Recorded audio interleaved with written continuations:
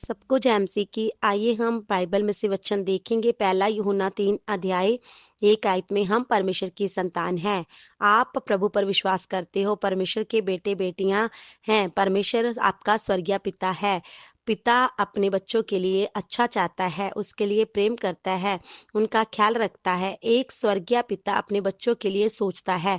स्वर्गीय पिता हमारे लिए कितना सोचता है।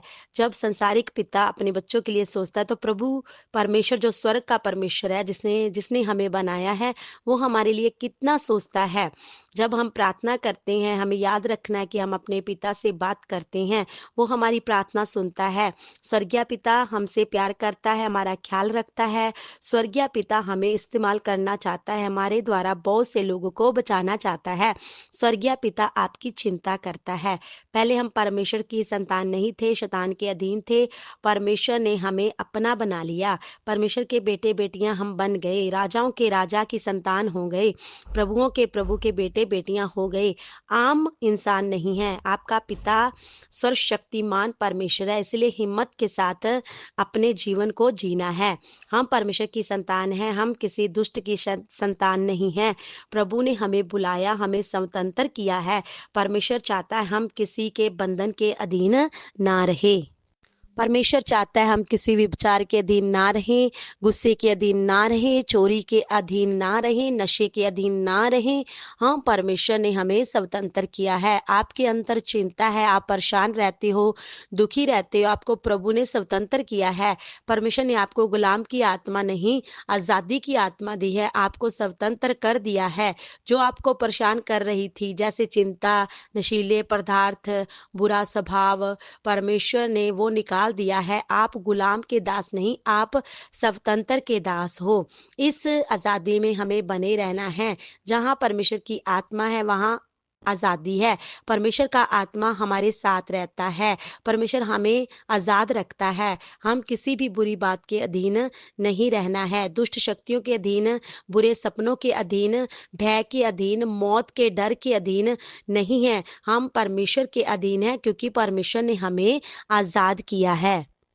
जब हम पाप में जिएंगे, परमेश्वर का आत्मा हमसे दूर चला जाएगा, हमें छोड़ देगा। तब हम फिर से दासत्व के गुलाम में बन जाएंगे। अपने जीवन को पवित्र रखें, पवित्रताई के साथ चलें, भय के साथ, भक्ति के साथ चलें। ये सोचना है, समझना है, हम परमेश्वर की संतान हैं, हम गुलाम नहीं हैं, हम आज़ाद हैं। पहले पुराना मनुष्य था जो परमेश्वर से दूर था। अब परमेश्वर ने आपको नया इंसान बना दिया है। पुराना क्या बात, पुराना पाप में स्वभाव। प्रभु आने से पहले लड़ाई करते थे, झगड़ा करते थे, जलन रखते थे, ईर्ष्या करते थे, भेदभाव करते थे, जात पात का भेदभाव था। कितने गंदे काम हमारे अंदर थे जब हम परमेश्वर से दूर थे।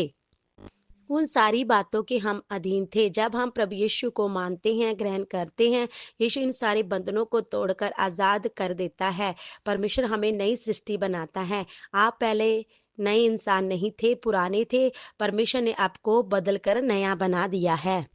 आज आपके जीवन में आनंद है, खुशी है और शांति है। जीने के लिए एक कारण है। प्रभु की स्तुति करते हुए आराधना करने के लिए एक इच्छा है। प्रभु के साथ संगति करने का एक मन होता है। ये सारी बातें दिखाता है कि आप परमेश्वर में एक नई सृष्टि हो। यदि हम पहले से प्रेम से गिर जाते हैं, इन सारी बातों को छोड़कर पुरानी बातों की तरफ खींचे चले जाते हैं, प्रार्थना करने का मन नहीं होता, बाइबल पढ़ने का मन नहीं होता, जो हम नए मनुष्य बन गए थे, हमें हटाकर शैतान हमें अपनी ओर खींच रहा है। हम लड़ नहीं रहे, हम खिंचाव के साथ उसके पास बह रहे हैं। हम पुराने मनुष्य हमारे अंदर आ गया है। तब शैतानी श्राप बंधन फिर से हमारे जीवन में आएगा। हमारा स्वर्गीय पिता हमारा परमेश्वर है। हमने गलती की, आज आप पहले प्रेम से दूर हुए हैं। परमेश्वर में अभी भी परमेश्वर ने आपका हाथ नहीं छोड़ा। वो अभी भी आपका स्वर्गीय पिता है। आप इंतजार कर रहा है। जिस समय माफी मांगकर परमेश्वर के पास वापस आओगे, परमेश्वर आपको कबूल करेगा। इसीलिए आज आप परमेश्वर से दूर हैं, प्रार्थना करने का मन नहीं होता, बाइबल पढ़ने का मन नहीं होता। अभी भी आप को समय है, मन फिराएं, वापस परमेश्वर के पास आ जाएं। शैतान के अधीन ना रहे, आपका जीवन वो बर्बाद कर देगा। पहले हम पुराने मनुष्यत्व में थे, तब श्राप हमारे ऊपर था, बंधन थे, मौत का भय था हमारे ऊपर। लेकिन जब आप नई सृष्टि बन गए, परमेश्वर अपनी सामर्थ्य, अपना अधिकार आपके अंदर दे देता है।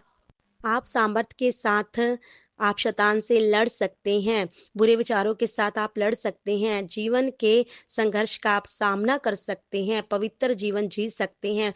परमेश्वर का वचन फैलाने के लिए आपको हिम्मत देगा।